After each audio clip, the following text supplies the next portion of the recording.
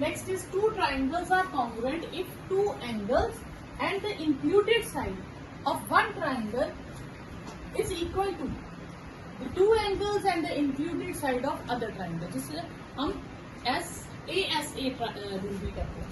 अब इसमें क्या है, दो ट्राइंगल्स लेंगे, ठीक है, A B C, दूसरी ट्राइंगल P Q R। इसमें हमें दो एंगल्स और वन इंक्लूडेड साइड के लिए इक्वल है, ठीक है, और हमें शो करना है ये कॉन्ग्रुएंट है। अब इसमें जो कॉन्ग्रुएंसी करनी है तो हमने AS से ना लेके बाकी कोई भी रूल ले सकते हैं, SSS ले सकते हैं, RHS ले सकते हैं, SCS ले सकते हैं, वो यूज कर लेंगे। जब हमने AS से प्रूव करना है तो हमने AS से यूज नहीं करना, बस इतना सा ट्रिक याद रखना, जिसे प्रूव करना है उसे यूज मत करना, ठीक है। अब हमें गिवन क्या है, in triangle ABC and triangle PQR, two angles मान लेते हैं, एंगल B एंगल Q के इक्वल है, एंगल C एंगल R के इक्वल है, और BC जो है वो QR के इक्वल है, ये गिवन। टू प्रूफ हमें करना है triangle ABC congruent triangle PQR, ठीक है। अब इसमें तीन केसेस बनेंगे, ठीक है, ओके। अब हमें गिवन क्या है, ये एंगल इसके इक्वल है, ठीक है, ये गिवन है, ये एंगल इसके इक्वल, ये हमें गिवन, और ये साइड इक्वल, ठीक है। अब हम क्या करेंगे, अब हमारे पास तीन केसेस बनेंगे। केस वन कहता है कि यहाँ तो ये दोनों साइड्स इक्वल होंगी, यहाँ इक्वल नहीं होंगी, दो ही बातें हैं ना, या इक्वल होंगी या इक्वल नहीं होंगी। अगर तो इक्वल है फिर हम उसको यूज करेंगे, अगर इक्वल नहीं है तो फिर एक बड़ी होगी दोनों में से।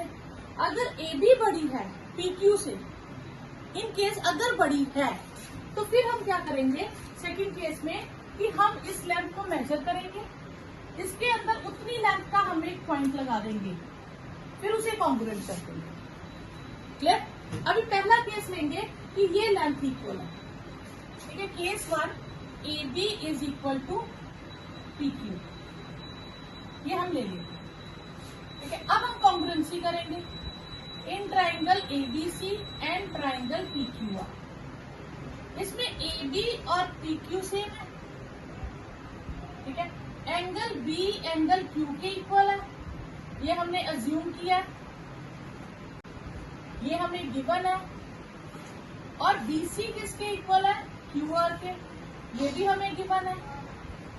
तो ट्राइंगल ABC क्या हो गई, congruent triangle PQR by SAS congruency से हो गई, तो पहले केस में कॉन्ग्रुएंट हो गई। मैंने आपको वही बोला कि अगर AS से प्रूव करना है तो आपने AS से यूज नहीं करनी, आपने SAS यूज करनी।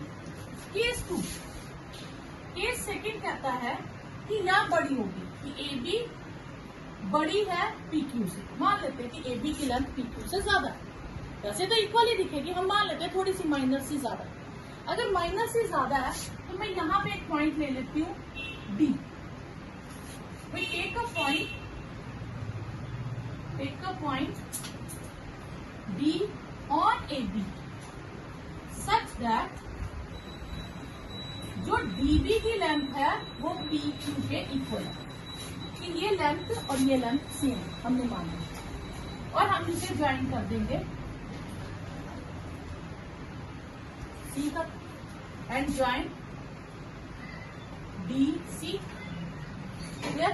अब मैं ये छोटी ट्राइंगल जो बनी है DBC और PQR, इसे कॉन्ग्रुएंट करना है।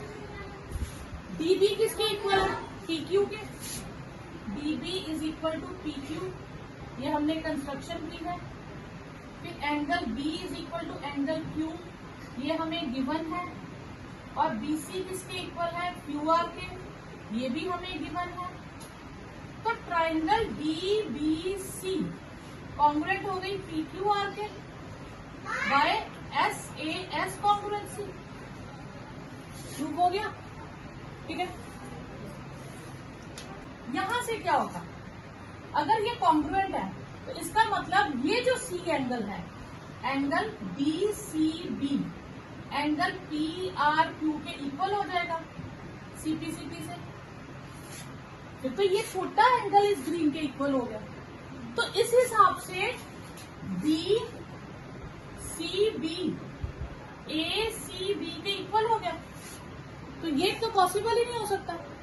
ये देखो ना, ये ग्रीन एंगल मैंने यहां तक लिया और ये बन रहा है आपका, समझिए ये ब्लू एंगल, ब्लैक एंगल यहां तक। तो ग्रीन और ब्लैक सेम हो जाए। अब ये दोनों एंगल्स कब सेम होंगे, जब ये दोनों एक ही जगह कोइंसाइड कर जाएंगे। तो दिस इज पॉसिबल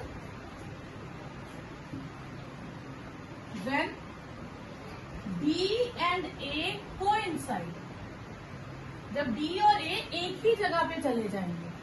तो देयरफॉर ट्राइंगल ABC कॉन्ग्रुएंट हो जाएगी PQR। तो D एक ही जगह पे चला गया, तो D जो कॉन्ग्रुएंट हुई तो D की जगह हम कह देंगे A कॉन्ग्रुएंट हो गई, क्योंकि D और A एक ही पोजीशन पे आ गए। फिर केस 3 अगर AD छोटा है DB से, अगर AD छोटा है तो फिर AB छोटा है PQ से। अगर AB छोटा है PQ से तो फिर मैं AB की लेंथ का पॉइंट यहां ले लूंगी, ठीक है, यहां S ले लूंगी। We take a point S on PQ such that जो AB है वो PQ के इक्वल है। Similarly triangle ABC congruent triangle PQR हो जाएगी। इसको प्रूव नहीं करना है, इसको आपने सिमिलरली लिख देना, क्योंकि जैसा मैंने इधर पॉइंट लिया फिर ज्वाइन करूंगी, फिर मैं इसको कॉन्ग्रुएंट कहूंगी, फिर वो एंगल्स आएंगे, तो आपको तीसरे पार्ट को प्रूव नहीं करना, सिमिलरली लिख देना। क्लियर? तो पार्ट आपको 2 प्रूव करने हैं, पहले तो डायरेक्ट हो जाता है, दूसरे में हम खुद से कंस्ट्रक्शन करते हैं, लास्ट में हम कह देते हैं कि ये इतना पोर्शन और इतना पोर्शन तभी सेम होगा जब ये दोनों पॉइंट कोइंसाइड करें। थर्ड वाले में हम कह लेते हैं ओके ये लार्जर है तो यहाँ पे एक पॉइंट ले लेंगे और सिमिलरली कॉन्ग्रुएंट। क्लियर? यहाँ पे PQ की जगह SQ आना है, ठीक है। फिर हम इसमें ट्राइंगल को प्रूव कर लेंगे, ABC is congruent triangle SQR, फिर वो PQR के सिमिलर सेम ऐसे हो जाएगी। क्लियर? तो यहाँ पे आप SQ लिख दीजिएगा।